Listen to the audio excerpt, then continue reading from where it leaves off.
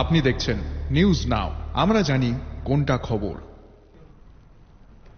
এক মাস ধরে পানীয় জল থেকে বঞ্চিত চরিলাম ব্লকের খামারবাড়ি এলাকার 18 পরিবার। নষ্ট হয়ে পড়ে রয়েছে সাবমার্সিবল এবং মোটর।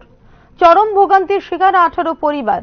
এ ব্যাপারে বারবার জানানো সত্ত্বেও সঠিক কোনো সদুত্তর না পাওয়ায় বাধ্য হয়ে সংবাদ মাধ্যমের মুখোমুখি হন গ্রাম বাসিন্দা মানিক মিয়া।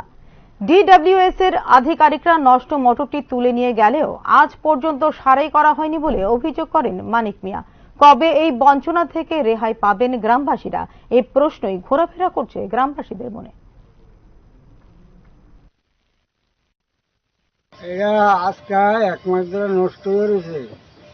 তো এটাতে আমরা 17-18 পরিবারের জল খাই। এখন পর্যন্ত এটা কোনো ঠিকের কোনো খবর নাই। আমরা দপ্তরে জানাইছি, মোটর তুলে নিতে যাওয়া হয়ে গেছে 15 দিন। তারপরে আমরা ওই মানুষের বাড়ি থেকে জল খাওয়ান লাগে, খুব অসুবিধার মধ্যে আমরা আছি। এখন যাতে অতি সত্তর আমরা এটা তাড়াতাড়ি ঠিক করে দেয়, এর লাগে আমরা দপ্তরের কাছে অনুরোধ করতাম। জায়গাটার নাম কি? জায়গাটার নাম খামারবাড়ি, 3 নম্বর ওয়ার্ড। কোন পঞ্চায়েত?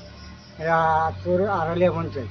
চরিলাম আড়ালিয়া পঞ্চায়েত থেকে জল খায় 18 পরিবার। মঙ্গল সরকার, অরণ্য সরকার, ধর্মেন্দ্র সরকার, ফজলু মিয়া, তারপরে মানিক মিয়া, তারপরে সত্তর মিয়া, তারপরে জামাল মিয়া আছে 18 পরিবার। এমনি সেলিম মিয়া বাড়ি পর্যন্ত, একবার সেলিম মিয়া বাড়ি পর্যন্ত জল দেয়।